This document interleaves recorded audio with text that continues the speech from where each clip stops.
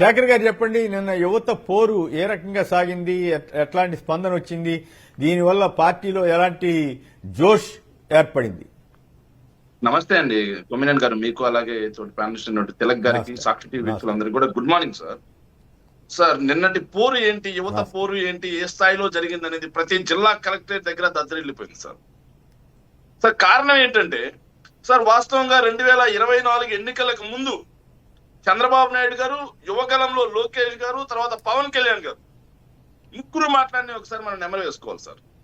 జగన్మోహన్ రెడ్డి గారి ప్రభుత్వం, మా ప్రభుత్వం అధికారంలోకి వచ్చిన తర్వాత సార్ 6 నెలల లోపే సార్, అధికారంలోకి వచ్చిన 6 నెలల లోపే స్వతంత్ర భారతదేశ చరిత్రలో ఎవ్వరు ఇవ్వలేనంతగా, ఎక్కడా లేనంతగా సింగిల్ నోటిఫికేషన్ 1,26,000 ప్రభుత్వ శాశ్వత ఉద్యోగాలు ఇచ్చారు. అవి ఇవ్వడమే కాకుండా 2,50,000 మందికి వాలంటీర్ వ్యవస్థలోకి తీసుకొచ్చాం సార్, ఉపాధి కల్పించాం. అదొక సమూల ప్రక్షాళన చేశాం. ఒక సిస్టమ్ నే మార్చేసి ఉద్యోగాలు కల్పించడమే కాకుండా ప్రజలకు లబ్ధి పొందేలా డోర్ స్టెప్ కి అన్నిటికీ ఏదైతే గవర్నమెంట్ పాలసీస్ అన్ని కూడా డోర్ స్టెప్ కి వచ్చేలాగా ఒక వ్యవస్థను తీసుకొచ్చాం. కానీ అప్పటి చంద్రబాబు నాయుడు గారు, లోకేష్ గారు, అదేవిధంగా పవన్ కళ్యాణ్ గారు మాట్లాడిన మాటలు ఒక్క కొత్త ఉద్యోగం ఇవ్వలేదు. నిన్న కూడా సార్, ఈశ్వరుడు నోరిచ్చాడు కదా అని చెప్పి నోటికి వచ్చింది మొత్తం అబద్ధమే సార్. నారా లోకేష్ గారు నిన్న కూడా మాట్లాడుతున్నారు సార్, ఒక్క ఉద్యోగం ఇవ్వలేదు వాళ్ళని. మరి వాళ్ళు తీసుకొచ్చినటువంటి ఏదైతే మొన్న నవంబర్ లో వాళ్ళు బడ్జెట్ ప్రవేశపెట్టిన సందర్భంగా సోషియో ఎకానమిక్ సర్వేని ఒక సర్వే ఇచ్చారు సార్. ఎప్పటి ప్రభుత్వం ఇచ్చింది?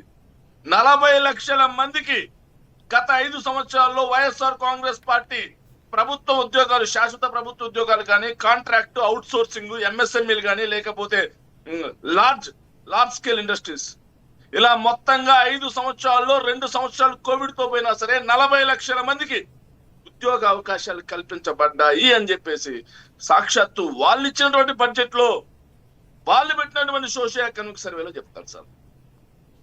సో ఇంత పెద్ద స్థాయిలో వైఎస్ఆర్ కాంగ్రెస్ పార్టీ మేము కల్పిస్తే ఉపాధి లేదు, పరిశ్రమలు లేవు అని చెప్పేసి తప్పుడు ప్రచారం చేసి యువతను మభ్యపెట్టి మేము వస్తే 20 లక్షల ఉద్యోగాలు ఇస్తాం, లేకపోతే 3,000 రూపాయలు నిరుద్యోగ భృతి ఇస్తాం అని చెప్పి మాట్లాడారు సార్. చంద్రబాబు నాయుడు గారు ఇంకో 4 అడుగులు ముందుకేశారు సార్. 4 అడుగులు ముందుకేసి ఆయన మాట్లాడిన మాట ఏంటంటే, వర్క్ ఫ్రమ్ హోమ్ తమ్ముళ్ళు, మీరు ఇక్కడే కూర్చొని అమెరికాకు ఉద్యోగం చేసే విధంగా, మీరు ఇక్కడే కూర్చొని లండన్ కంపెనీలకు ఉద్యోగం చేసే విధంగా, మీరు ఇక్కడే కూర్చొని ఆస్ట్రేలియా కంపెనీలకు ఉద్యోగం చేసే విధంగా నేను కల్పిస్తా, ప్రపంచం మొత్తాన్ని మీ ఇంటి ముందుకు తీసుకొస్తా. ఎలా అంటే సార్, పాతాళ భైరవి సినిమాలో నరుడా ఏమి నీ కోరిక అన్నట్లుగా వరాలు ఇచ్చేశారు సార్. అంత స్థాయిలో వరాలు, లక్షల్లో జీతాలు కూడా అనేవారు కదా. అదే సార్, లక్షల జీతం. అసలు నిజంగా ఆ ఎలక్షన్ ప్రచార వీడియోలు ఈరోజు చంద్రబాబు నాయుడు గారి కేసు చూపించాలి సార్. అప్పుడైనా ఆయన లోపల నేను ఎంత తప్పు చేశాను, ఎంతమంది రాదనుకోండి కాకపోతే చూపిస్తే బాగుంటుందేమో సార్. ఆయనకి ఆ స్థాయిలో యువతను మోసం చేశారు సార్, ఓట్లు వేయించుకున్నారు సార్. మరి ఎన్నికలు అయిపోయి 1 ఏడాది దాటిపోయింది, ఒక్క కొత్త ఉద్యోగం ఇచ్చారా? నేను మీ ద్వారా, సాక్షి టీవీ ద్వారా కూటమి ప్రభుత్వాన్ని స్ట్రైట్ గా అడుగుతున్నాను సార్, ఒక్క కొత్త ఉద్యోగం కల్పించారా? కల్పించబోతున్నాం, ఇస్తాం, చేస్తాం, ఇవి కాదు సార్, కల్పించారా అని అడిగాను సార్. ఏడాదిలో 1,26,000 ఇచ్చాం మేము 6 నెలల్లోనే. మీరు ఏడాది దాటిపోయింది, ఎన్ని ఇచ్చారు? లేదు, ఇవ్వలేదు. సరే, మీరు చెప్పిన నిరుద్యోగ భృతి ఎందుకు ఇవ్వలేదు? గత ఏడాది ఇవ్వలేదు, ఈ ఏడాది బడ్జెట్ లోనూ డబ్బులు పెట్టలేదు. అంటే 2 సంవత్సరాలు ఏదైతే నిరుద్యోగులకి వెన్నుపోటు పొడిచారు సార్.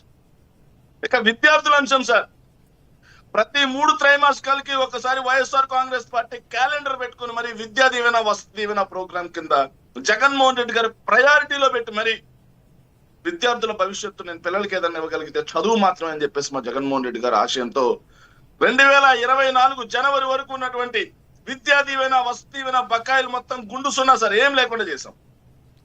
మరి ఎలక్షన్ కోడ్ వచ్చింది, ఎలక్షన్ కోడ్ లో మేము వేస్తామంటే మీరు ఎన్నికల కమిషన్ దగ్గరికి వెళ్ళి ఆపారు, హైకోర్టుకి వెళ్ళి ఆపారు. మరి మీరు వచ్చిన తర్వాత ఇచ్చారా? ఇవ్వకపోగా ఈ రోజు వరకు సార్ విద్యా దీవెన కింద 4,200 కోట్లు, వసతి దీవెన కింద 1,200 కోట్లు, మొత్తంగా ఏదైతే 6,400 కోట్ల రూపాయలు ఫీజు రియంబర్స్మెంట్, అదేవిధంగా వసతి దీవెన బకాయిలు ఉంటే ముష్టి 750 కోట్ల రూపాయలు ముష్టి విధించినట్టు విధించారు సార్. ఫలితంగా ఈరోజు విద్యార్థులు సర్టిఫికెట్ల కోసం సార్, కోర్సు అయిపోయినటువంటి విద్యార్థులు సర్టిఫికెట్ల కోసం పొలాలు అమ్ముకోవాల్సిన పరిస్థితి, వాళ్ళ తల్లులు బంగారం అమ్ముకోవాల్సిన పరిస్థితి. కొంతమంది అయితే ఏం చేయాలో అర్థం కాక సర్టిఫికెట్లు వదిలేసి ఖాళీగా రోడ్ల మీద తిరుగుతున్నటువంటి పరిస్థితి సార్. ఎంత దుర్మార్గమైన పరిస్థితిలో అది విద్యాశాఖ నిర్వహిస్తున్నది ఎవరు?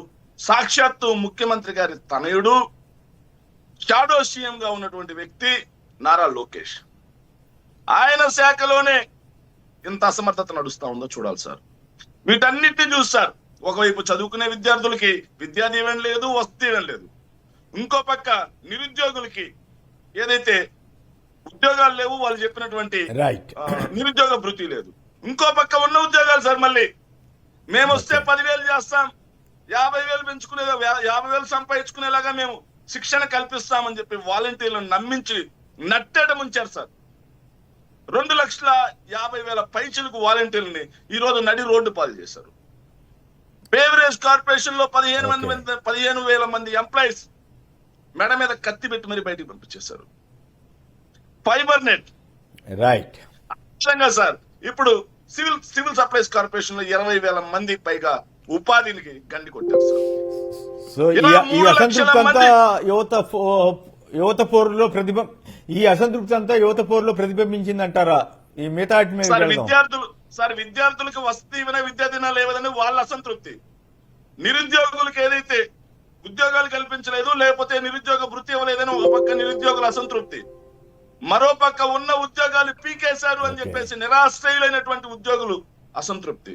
ఇంకో పక్క చాలా మందికి మేము కాంట్రాక్ట్ ఉద్యోగులను రెగ్యులరైజ్ చేస్తామని చెప్పేసి నారా లోకేష్ గారు యువగలం పాదయాత్రలో భాగంగా మేకపోతు గాంభీర్యాలు పలికారు సార్, ఉత్తర కుమార ప్రగల్భాలు పలికారు సార్. రైట్. కానీ ఈ రోజు పట్టించుకోవాలి. వాళ్ళ అసంతృప్తి బెరసి నిన్న జరిగినటువంటి యువత పోరు గ్రాండ్ సక్సెస్ అయింది సార్.